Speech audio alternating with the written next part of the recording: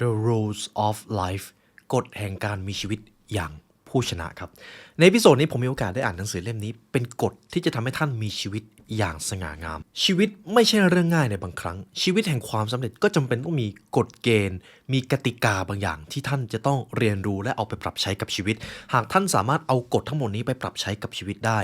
ทุกปัญหาทุกโอกาสเมื่อเกิดขึ้นแล้วท่านจะพลิกแปลงเป็นความสำเร็จได้แทบทั้งหมดฉะนั้นในเอพิโซดนี้ครับเราจะมาเรียนรู้กับหนังสือกฎทองแห่งชีวิต The Rules of Life ครับ You are listening to The Library Podcast.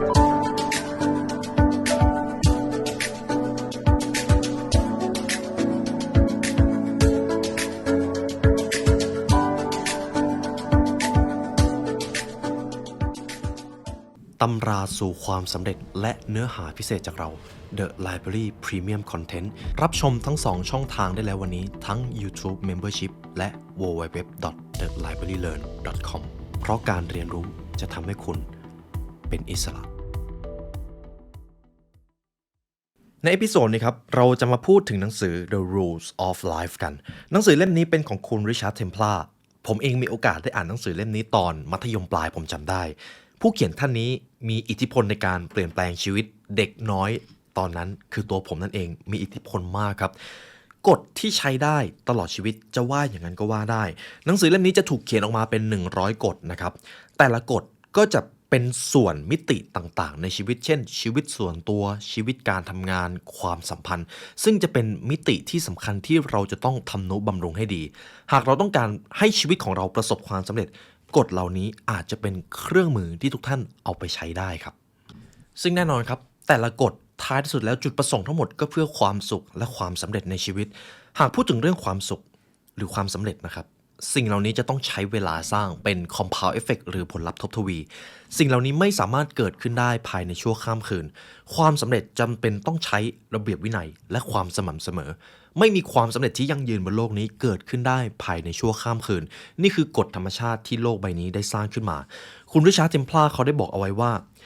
กฎในเล่มนี้ไม่ใช่เรื่องของการสร้างตัวในระยะสั้นหรือการสร้างฐานะให้ร่ำรวยมากๆถึงแม้เราจะต้องการแบบนั้นแต่แท้จริงแล้วการที่เราจะไปถึงความสำเร็จจุดนั้นได้เราจะต้องเอาชนะสิ่งที่ใกล้ตัวกว่านั้นให้ได้ครับ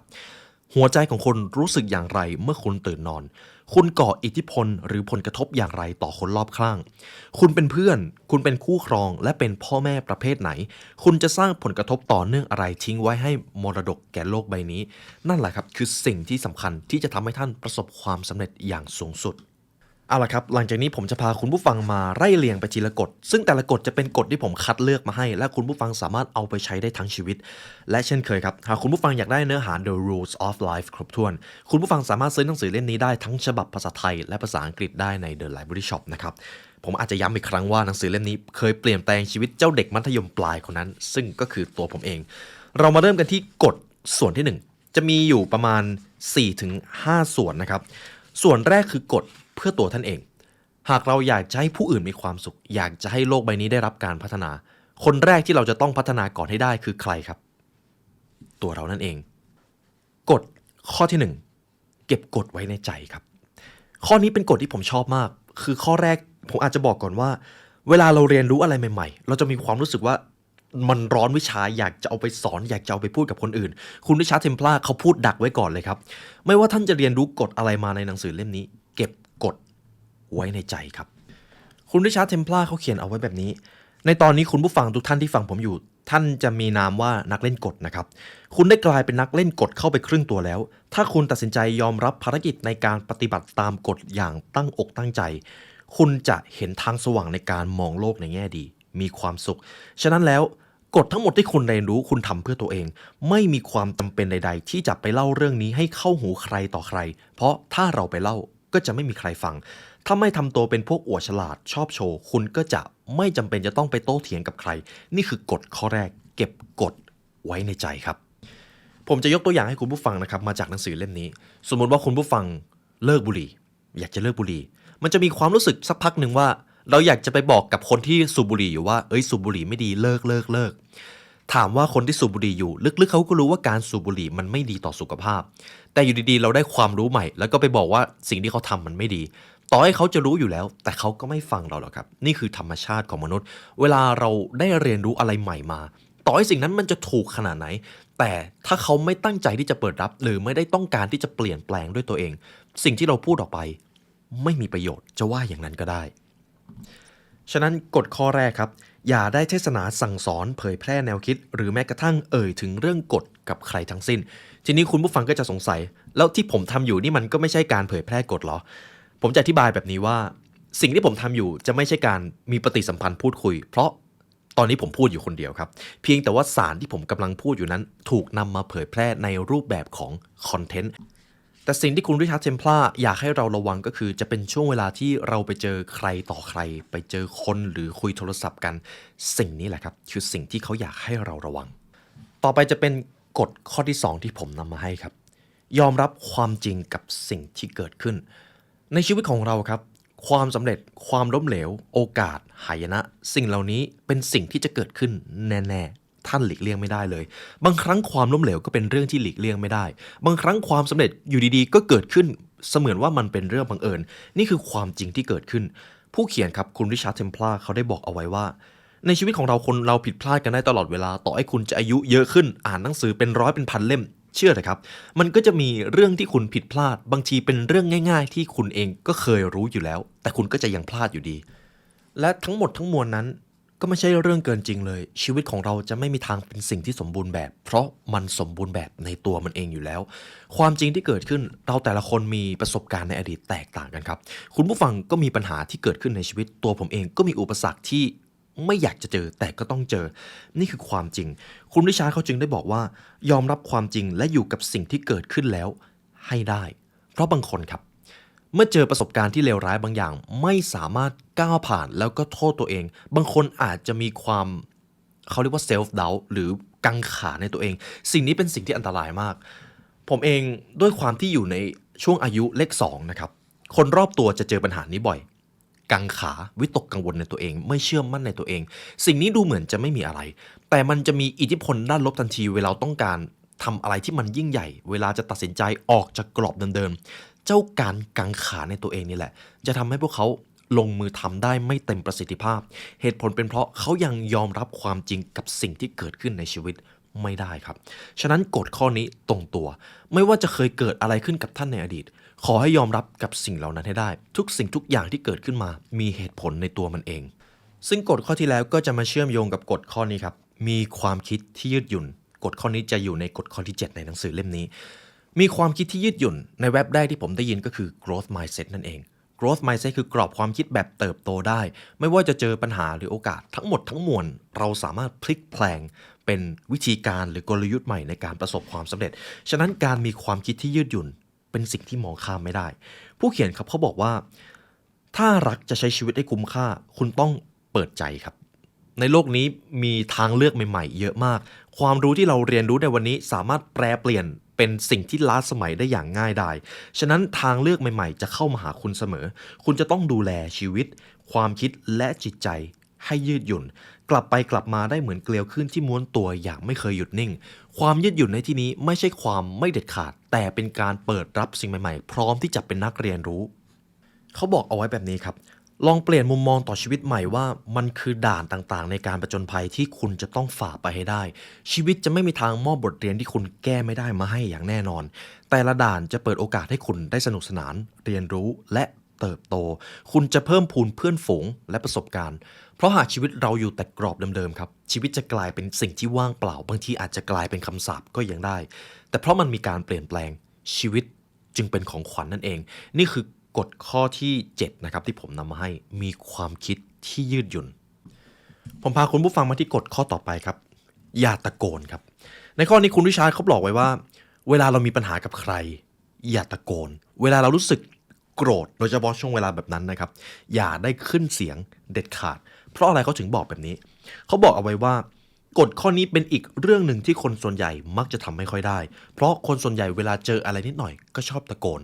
คนที่ตะโกนหมายถึงคนที่ไม่สามารถควบคุมอารมณ์ความรู้สึกนึกคิดของตัวเองได้ฉะนั้นแล้วการตะโกนไม่ว่าจะตะโกนแบบไหนก็ไม่ใช่เรื่องดีทั้งนั้นเพราะมันเป็นสัญญาณที่แสดงให้เห็นว่าคุณกำลังคุมอารมณ์ของตัวเองไม่ได้ครับในข้อนี้ผมค่อนข้างเห็นด้วยเพราะ เมื่อไหร่ก็ตามที่เราตะโกนช่วงเวลานั้นมักจะเป็นช่วงเวลาที่เราควบคุมตัวเองไม่ได้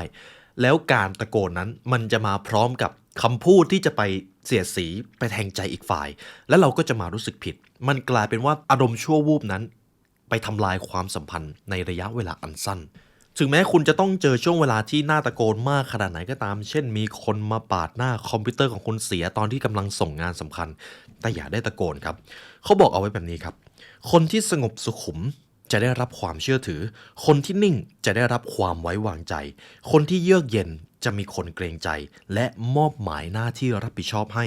คนที่เฉยๆเวลาเจอปัญหาจะอยู่ยั้งยืนยงคงกระพันหนังเหนียวกว่าคนอื่นฉะนั้นข้อนี้ตรงตัวครับอย่าตะโกนการตะโกนไม่ได้เกิดประโยชน์อันใดเลยแม้แต่น้อยต่อไปเราจะมาดูกฎข้อนี้กันเป็นกฎของซามูไรท่านหนึ่งครับมิยาโมโตะมุซาชิอย่ากลัวอย่าตกใจอย่าลังเลและอย่าสงสัยผมชอบ4ปัจจัยนี้มากในศตวรรษที่17ครับมิยาโมโตะมุซาชิเขาได้เขียนบทเรียนไว้ในหนังสือเป็นกุญแจไปสู่ความสำเร็จและการเป็นนักรบครับข้อที่1อย่ากลัวครับอย่าได้หวาดกลัวเรามีความกลัวส่วนหนึ่งแต่แท้จริงแล้วมนุษย์ก็มีความกล้าหาญเช่นกันเกิดมาเป็นคนทั้งทีคุณจะต้องมีอะไรสักอย่างให้กลัวอยู่แล้วหลายคนจะกลัวความสูงกลัวการออกจากกรอบเดิมๆกลัวการพูดในที่สาธารณะสิ่งเหล่านี้หลายคนกลัวครับแต่เราจะต้องเอาชนะให้ได้ครับไม่ว่าอย่างไรก็ตามสมมติผมชอบเรื่องราวหนึ่งหากมีใครก็ตามมาทำให้คุณกลัวการวาดรูปวิธีแก้ที่ดีที่สุดก็คือคุณต้องลงมือวาดรูปเท่านั้นเลยครับนี่คือการเอาชนะความกลัวความกลัวเปรียบเสมือนกล่องใบหนึ่งที่อยู่ท่ามกลางหมอกขาวเมื่อคุณเดินเข้าไปใกล้ๆกล่องนั้นคุณจะรู้สึกกลัวมากแต่เมื่อคุณเปิดกล่องใบนั้นออกมาในนั้นมีความว่างเปล่าครับเท่านั้นเลยฉะนั้นอย่าหวาดกลัวปัจจัยที่2อย่าตกใจชีวิตคนเราจะมีเรื่องให้ชวนตื่นตระหนกอยู่ตลอดเวลาครับแล้วเราจะเห็นว่าจะมีการตอบสนองที่แตกต่างกันไปซามูไรท่านนี้ครับมิยาโมโตะมุซาชิเขาได้บอกเอาไว้ว่าอย่าตกใจรักษาความสุขุมอย่าตื่นตระหนกท่ามกลางวงล้อมของผู้คนพยายามเก็บความสุขุมไว้ให้ได้เพราะเมื่อใดก็ตามเราปล่อยให้ตัวเองตื่นตระหนกเราจะตอบสนองกับสิ่งต่างๆแบบ fight or flight ครับจะสู้หรือจะหนีแล้วการตอบสนองนั้นจะไม่สามารถเกิดประสิทธิภาพได้เลยแต่เมื่อใดก็ตามถ้าเราคุมให้ตัวเองมีความสงบนิ่งอยู่ได้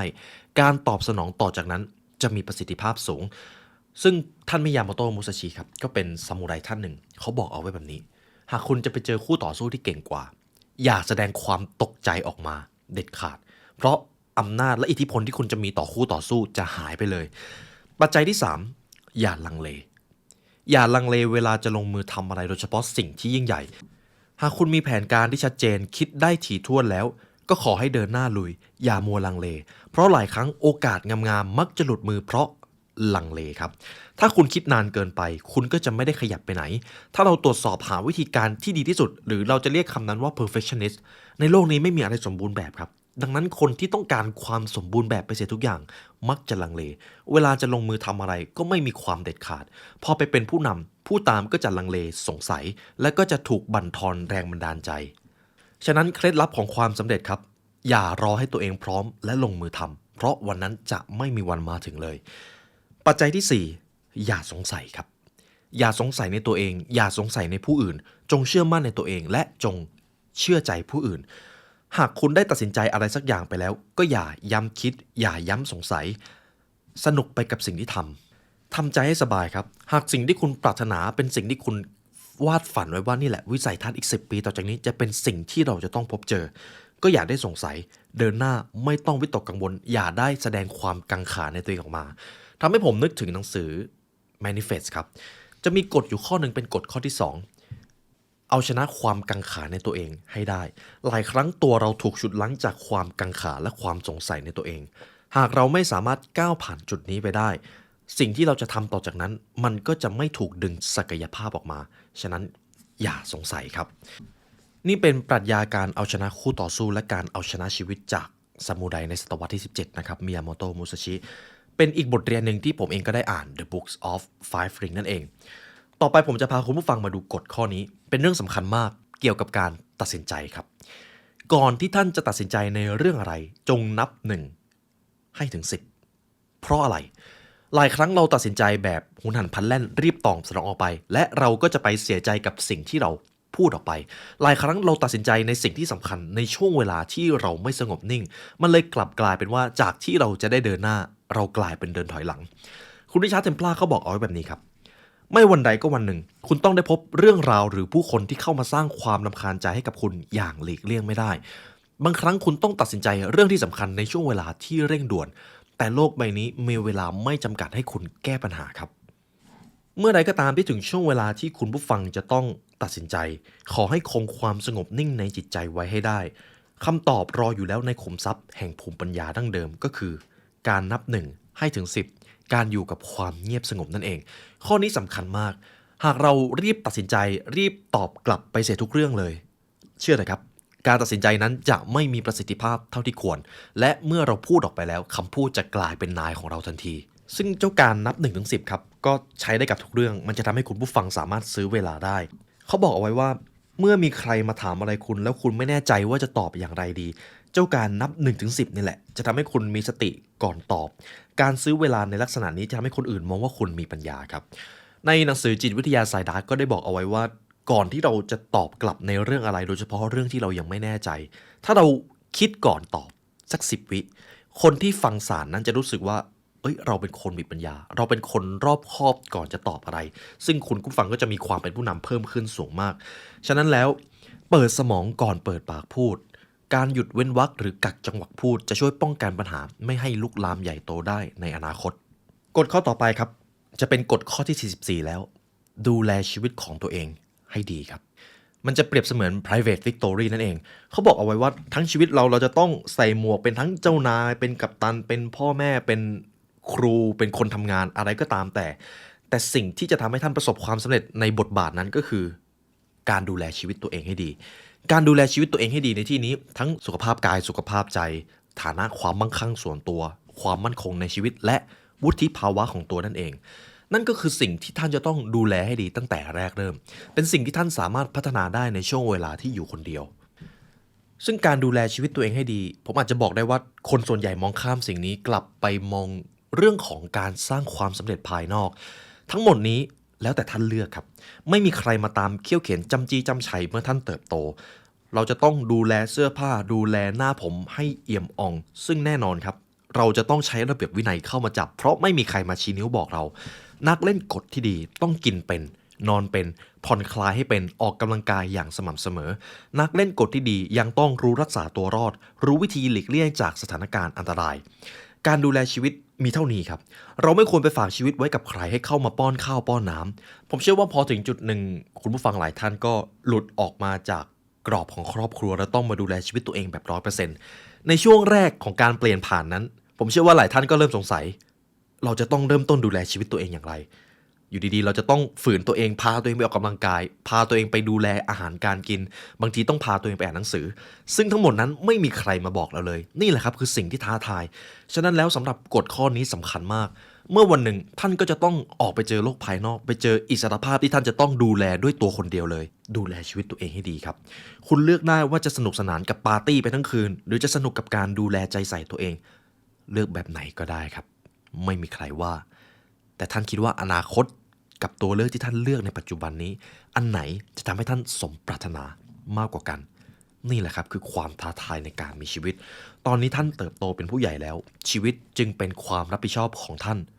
100% ครับเรามาดูกฎข้อต่อไปกันมารยาทครับ etiquette รักษามารยาทอย่างเคร่งครัดคำว่ามารยาทในที่นี้เป็นสิ่งหนึ่งที่มองข้ามไม่ได้ต้องยอมรับว่าคนสมัยก่อนให้ความสำคัญกับเรื่องนี้สูงมากนะครับไม่ว่าจะเป็นขนบธรรมเนียมวัฒนธรรมอะไรต่างๆจะมีมารยาทชัดเจนมากแต่ผมเห็นเหมือนกันว่าทุกวันนี้เราพูดถึงเรื่องนี้น้อยลงมาดูกันว่าคุณริชาร์ดเทมพลาร์เขาพูดถึงเรื่องของมารยาทว่าอย่างไรเขาพูดดักไว้แบบนี้ครับคุณอาจจะคิดว่าตัวเองเป็นคนมีมารยาทงามอยู่แล้วไม่เห็นจะต้องมาพูดอะไรแบบนี้เลยใครก็ต้องว่าตัวเองมารยาทดีทั้งนั้นครับเขาเขียนไว้นะครับแต่ถ้าเอาจริงพอเรารีบร้อนหรือเครียดมากๆเราจะละเลยมารยาทไปเสียทั้งนั้นไม่ว่าจะเป็นใครก็ตามเราจะละเลยมากหรือน้อยก็ขึ้นกับระดับความรีบร้อนหรือความเครียดในตอนนั้นคนเราทุกคนถ้าจริงใจกับตัวเองหน่อยหลายครั้งเราเคยลืมพูดคำว่าขอบคุณ คนที่มาช่วยเหลือเรา หรือบางทีเราลืมที่จะพูดขอโทษเวลาเราทำผิด แล้วก็แก้ตัวไปต่างๆนานาแม้ลึกๆแล้วเราจะรู้ว่าตัวเราเป็นต้นเหตุของปัญหานี่มักจะเป็นสิ่งที่เกิดขึ้นกับมนุษย์ครับแต่ไม่ว่าคุณจะด่วนหรือเดือดดาลเลือดเข้าตาสักแค่ไหนคุณก็ควรแสดงออกถึงการเป็นผู้มีมารยาทผมจะยกตัวอย่างให้คุณผู้ฟังเช่นต่อแถวเข้าคิวไม่เบียดเสียดยื้อแย่งแซงหรือผลักคนอื่น 2. พูดยกย่องสรรเสริญผู้คนตามความเหมาะสมไม่เอาแต่ตำหนิอีกฝ่าย 3. ไม่เข้าไปก้าวก่ายสอดรู้สอดเห็นในเรื่องที่ไม่มีใครร้องขอ 4. รักษาคำพูดตรงตัวครับ 5. รักษาความลับไม่แพร่งพรายความลับของผู้อื่นเมื่อเขาบอกว่าเก็บเป็นความลับนะ ข้อต่อไปครับข้อนี้สำคัญรักษามารยาทพื้นฐานบนโต๊ะอาหาร เช่นการไม่เปิดปากพูดขณะมีอาหารอยู่ในปากไม่ตักอาหารคำใหญ่เกินไป ซึ่งมารยาทบนโต๊ะอาหารก็เป็นอีกสิ่งหนึ่งที่มองข้ามไม่ได้ หากคุณผู้ฟังได้เรียนรู้เรื่องของมารยาทบนโต๊ะอาหารของชาวอังกฤษนะครับอังกฤษแบบดั้งเดิม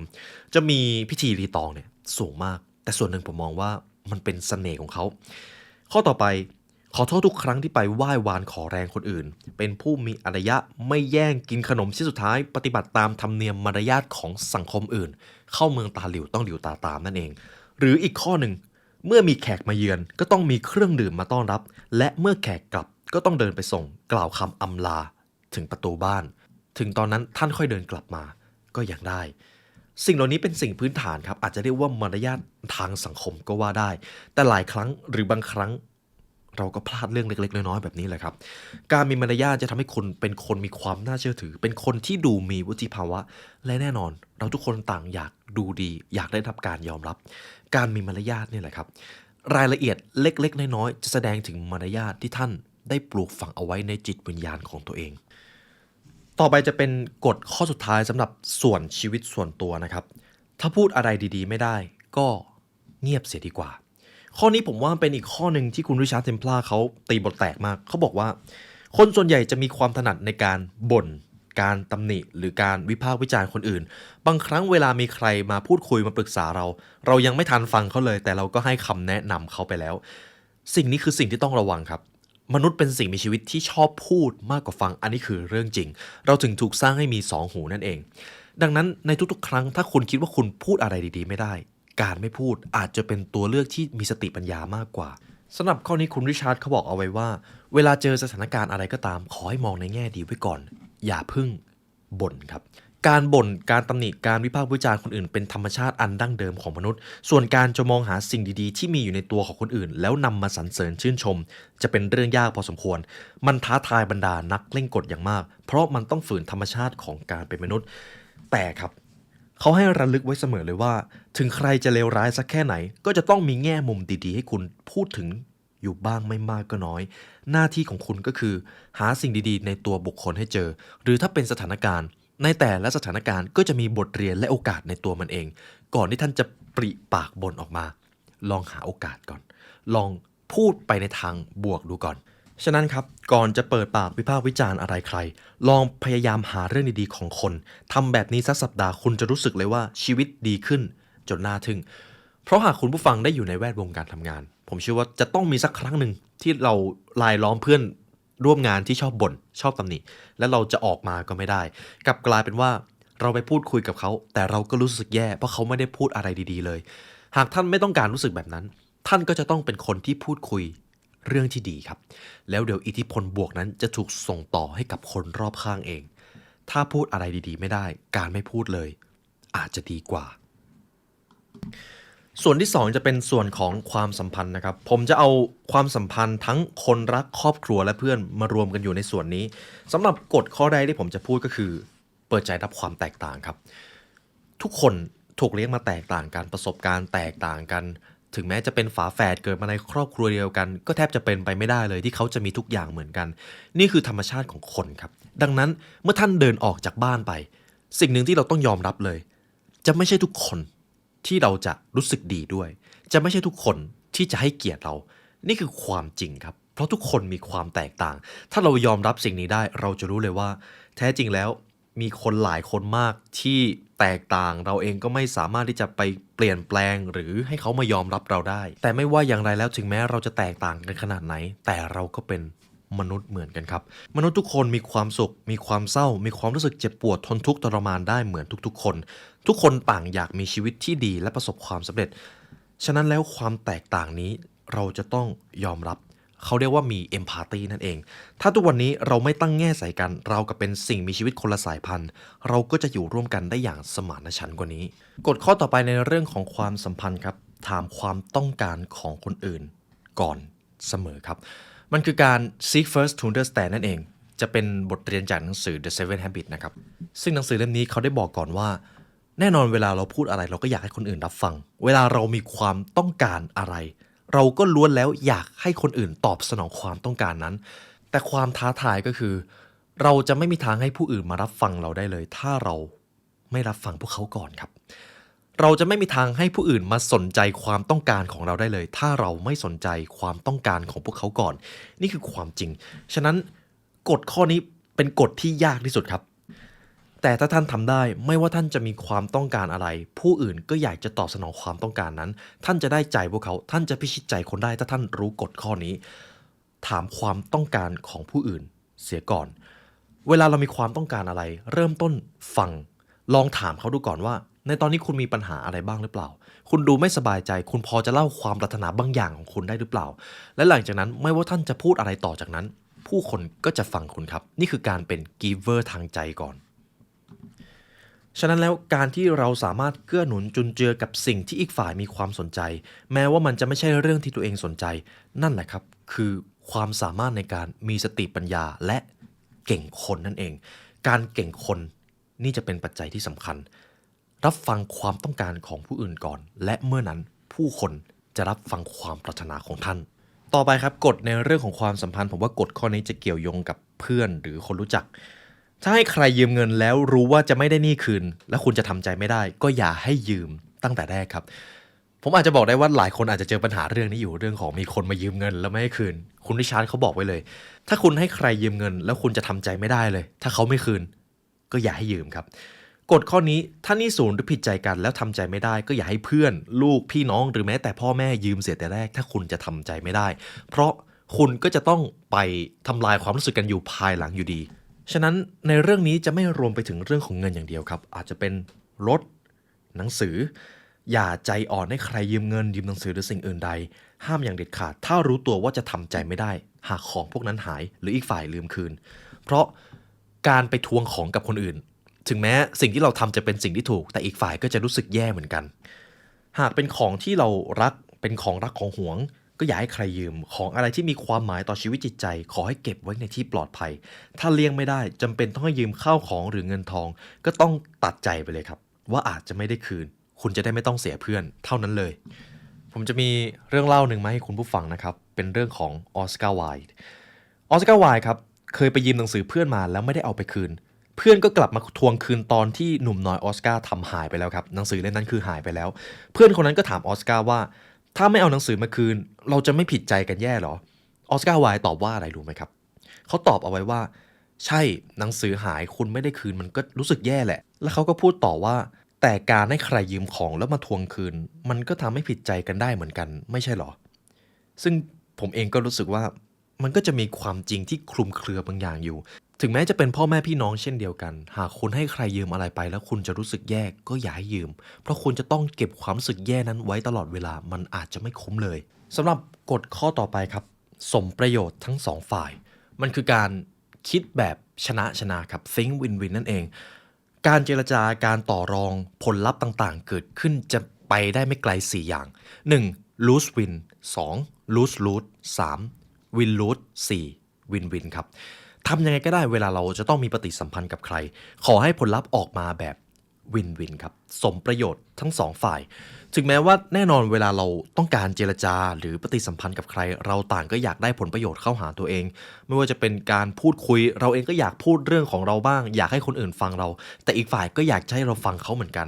ทำยังไงก็ได้ให้เกิดความสมดุลมากที่สุดเราได้พูดเขาได้พูดเราฟังเขาเขาฟังเราเพราะเรื่องของการ think win win ครับจะเป็นเรื่องของความรู้สึกมากกว่าผลประโยชน์วิธีใช้กลยุทธ์นี้ก็คือทำยังไงก็ได้มองหาเรื่องสำคัญของอีกฝ่ายให้เจอมองหาเรื่องสำคัญของคนอื่นจนเป็นนิสัยคุณก็จะกลายเป็นนักต่อรองที่ยืดหยุ่น ลื่นไหลมีกิตติศัพท์เรื่องลือในความมีวุฒิภาวะและฉลาดในการช่วยเหลือผู้อื่น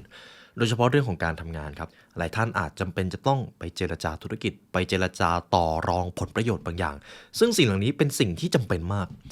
วิธีที่ดีที่สุดและจะทำให้ผลลัพธ์นั้นเกิดประโยชน์อย่างยั่งยืนที่สุดก็คือกฎข้อนี้แหละครับ think win-win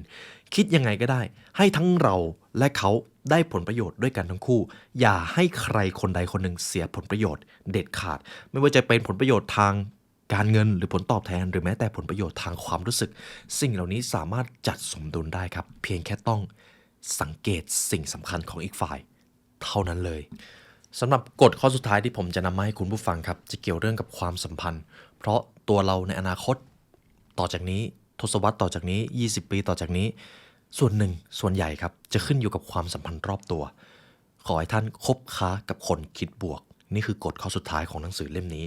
หากคุณอยากเห็นความสำเร็จของตัวเองทั้งในเรื่องงานชีวิตและการเข้าสังคมขอให้ตระหนักไว้ในใจชนิดห้ามลืมว่า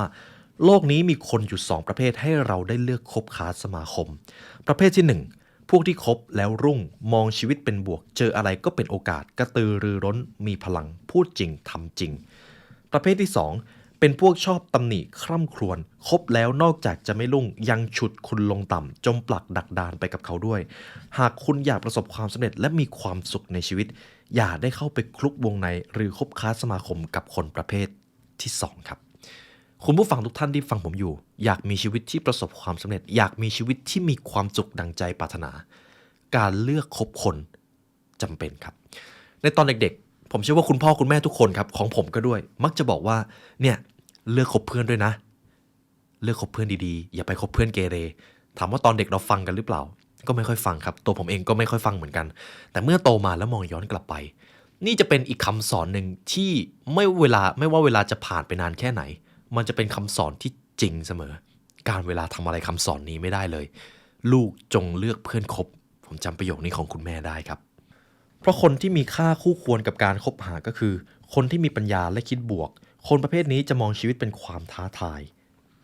ทีนี้ผมจะให้คุณผู้ฟังมาทำเช็คลิสต์ว่าคุณคุกคลีอยู่กับใครบ้างแล้วคนเหล่านั้นทำให้คุณรู้สึกดังต่อไปนี้หรือไม่ 1. ทำให้คุณรู้สึกว่าอยากเจอหน้าเขาอีก 2. คุณรู้สึกมีแรงบันดาลใจมีขวัญกำลังใจที่จะเดินหน้าต่อกับการใช้ชีวิต 3. คุณยิ้มได้เอิบอิ่มและรู้สึกดีกับตัวเอง 4. คนรอบตัวคุณคอยเกื้อหนุนโอบคุ้มและยุยงส่งเสริมให้คุณเก่งกว่าเดิม 5. มีความคิดใหม่ๆมีแนวคิดดีๆหากคุณรายล้อมความสัมพันธ์ที่ทำให้คุณรู้สึกแบบนี้คุณโชคดีมากครับแต่ทีนี้มีใครบ้างที่ทำให้คุณรู้สึกว่าเจอกันแล้วหดหู่มากเลยไปอยู่ใกล้ๆยังไม่ได้พูดอะไรแต่ก็รู้สึกหดหู่แล้ว 2. ทำให้คุณฉุนขาดบ่อยมากทุกท้อห่อเหี่ยวหมดแรงใจ 3. โดนเหยียบย่ำสติปัญญาเวลาคุณพูดอะไรไปก็รู้สึกว่ายังไม่ทันพูดก็รู้สึกว่าจะผิดแล้วหากใครก็ตามทำให้คุณรู้สึกแบบนั้นถ้าออกได้ก็ออกมาครับมันไม่คุ้มกับอนาคตที่คุณจะต้องแลกมาเลยฉะนั้นข้อนี้ครับลึกซึ้งจงรีบเดินหน้าปัดกวาดทำความสะอาดชีวิตแล้วคบคนที่ทำให้ท่านมีแรงบันดาลใจเท่านั้นเลยนี่ก็คือกฎข้อสุดท้ายที่ผมนำมาให้นะครับจริงๆถามว่ากฎที่อยู่ท้ายที่สุดของหนังสือเล่มนี้คืออะไรขอให้ท่านคิดหากฎใหม่ๆทุกวันที่เอามาปรับใช้กับชีวิตผมจะมีกฎอยู่ข้อหนึ่งที่อยากจะเติมลงไปในหนังสือเล่มนี้แล้วเชื่อว่าจะมีผลประโยชน์ที่ดีกับคุณผู้ฟังไม่ใช่ทุกอย่างที่จะได้ดั่งใจเรานี่คือกฎข้อสุดท้ายที่ผมจะนำมาให้ครับเป็นคำสอนของคุณแม่ของผมเองที่มักจะสอนผมเวลาที่ผมโมโหหงุดหงิดในตอนที่เป็นวัยรุ่นนะครับในโลกนี้จะไม่ใช่ทุกอย่างที่ได้ดั่งใจลูกต่อให้ลูกจะประสบความสำเร็จในหน้าที่การงานมีฐานะขนาดไหนก็จะไม่ใช่ทุกคนที่จะทำให้ลูกสบายใจก็ไม่ใช่ทุกเรื่องหรือทุกสถานการณ์ที่จะทำให้ลูกรู้สึกดีบางครั้งความผิดพลาดเป็นเรื่องที่ล้มเหลวไม่ได้ลูกจะต้องเอาชนะเพราะทุกอย่างอาจจะไม่ได้ดั่งใจลูกไปเสียทั้งหมดนี่เป็นอีกคำสอนหนึ่งที่ผมได้อยากเติมลงไปในหนังสือเล่มนี้นะครับและถ้าหากคุณผู้ฟังมาถึงตรงนี้ครับก็ขอบคุณมากที่ได้มาเป็นนักเล่นกฎร่วมกันในหนังสือเล่มนี้เพราะถ้าหากชีวิตเป็นเกมครับทุกๆเกมก็จะต้องมีกฎกติกาเพื่อที่จะเอาชนะชีวิตไม่ใช่เรื่องง่ายเลยบางครั้งเป็นเรื่องที่ท้าทายมากแต่ก็ไม่ใช่เรื่องยากที่จะทำให้ง่ายเช่นกันเพราะชีวิตจะต้องมีกฎเกณฑ์มีกติกามีมารยาทเหมือนกีฬาประเภทต่างๆเพียงแค่ว่ากีฬานี้อาจจะไม่ได้มีเส้นชัยตราบใดที่คุณยังมีลมหายใจเพราะกฎเกณฑ์จะนำไปสู่ความสำเร็จในชีวิตเหมือนเข็มทิศ หรือแผนที่นำทางไปสู่คุณสมบัติที่คุณตั้งเป้าอยากเจอ และหนังสือเล่มนี้จะเป็นเครื่องมือนั้นที่ทำให้คุณผู้ฟังสมปรารถนาความสำเร็จในชีวิตครับและเช่นเคยครับหากคุณผู้ฟังอยากได้เนื้อหาจากหนังสือเล่มนี้ครบถ้วนครับคุณผู้ฟังสามารถซื้อหนังสือเล่มนี้ได้จาก The Library Shop นะครับเพราะการเรียนรู้จะทำให้คุณเป็นอิสระเราเชื่อมั่นในสิ่งนี้และมันจะเป็นความจริงเสมอไม่ว่าจะผ่านไปกี่ชั่วอายุคนในวันนี้ได้เวลาอันสมควรแล้วทีมงาน The Library และผมขอลาไปก่อนครับขอให้วันนี้เป็นวันที่ยอดเยี่ยมของทุกท่านครับสวัสดีครับ